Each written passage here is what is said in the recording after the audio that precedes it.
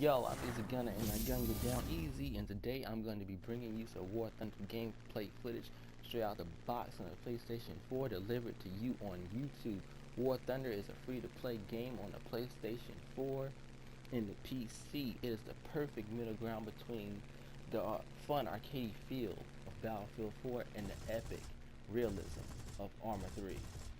During this video, I will do a little bit of explaining on the modular damage system, how the planes work, how to, the flight mechanics, and how the killing mechanics work.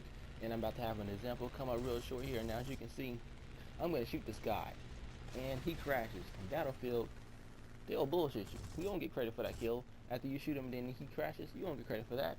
And here, you will, because I shot him, and then he crashed. Now, my bullets made him panic when he was trying to bomb our ships, which is an objective in some of the game modes. He tried to bomb our ships, and I shot him. He panicked, trying to dodge my bullets, and he crashed, so I get credit for the kill. Now, modular damage system. I shoot him in his cooling system, so eventually his plane will overheat. The oil or the water in his plane will overheat, and he'll explode. But, I'm going to shoot him down before that happens. And ow, yeah, a guy crashed into me. Did my plane instantly explode in midair? Battlefield? No, it didn't. It damaged my wings and my engine. Now, that's going to come into play a few seconds later after I shoot down this guy with a severely damaged plane. So now, he took out my engine. So, without an engine, the plane can't fly, right? So now, thanks to the modular damage system, I can't fly, but I can still fly my plane.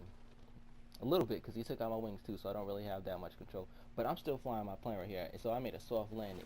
And now, not having my plane completely destroyed by running into the mountain or the ocean will play into later when I explain a little bit on the game's economy.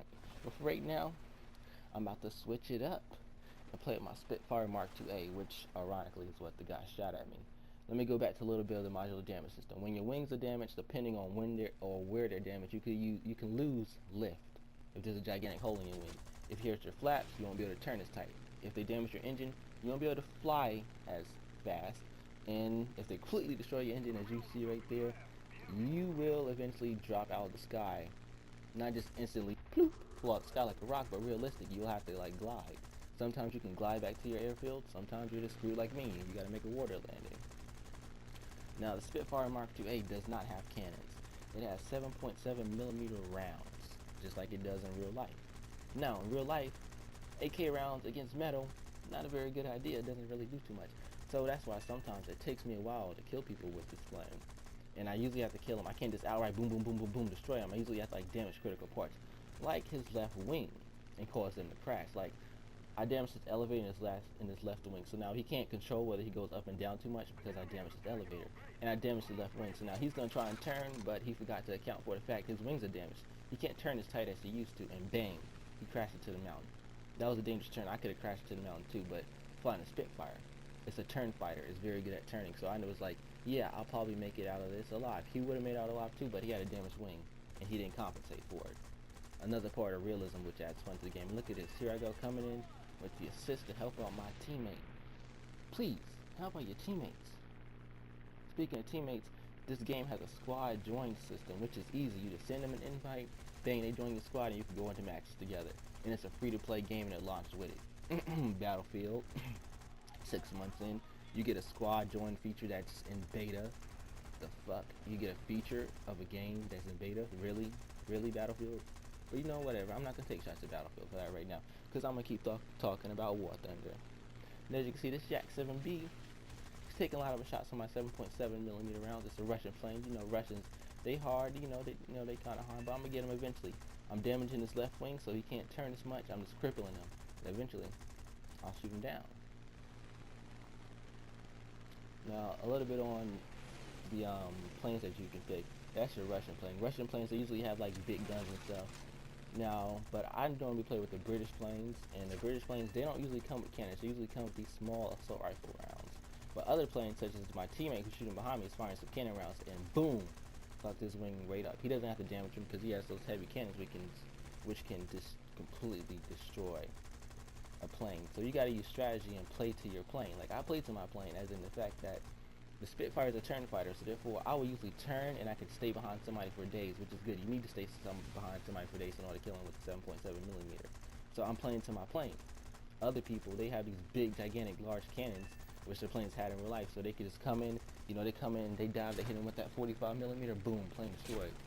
But those planes usually aren't very good at turning. There's another aspect that's real.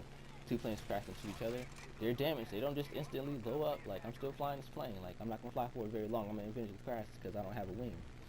But you see, my teammate crashed into me, and I'm not mad at him because he was dodging bullets and I was dodging bullets because there was a guy behind us shooting him. I'm not gonna be mad at him for crashing into me. That was a complete accident. He panicked and I was panicking a little bit, so we ended up crashing. But that's real.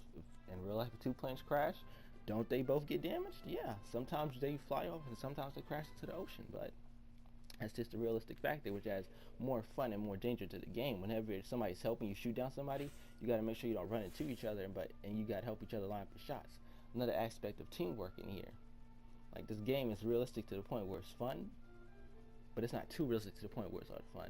And here's the economy system. I earned about 18,000 lions that game. That's not pure profit because two of my planes were destroyed. The Mark IIB cost about 20,000 lions, but it wasn't completely destroyed, so I'm only going to pay 15 to repair it. Mark IIA, it was damaged a little bit, so I'm going to pay about 500. So all in all, I paid about $2,000 for that match, but I netted like $15,000. So that match was profit for me. That's a lot. That's some money for a lot of upgrades. So I'm happy with the outcome of that match. The game, as you can see, this game is awesome, man. That's not pay to win. Get it.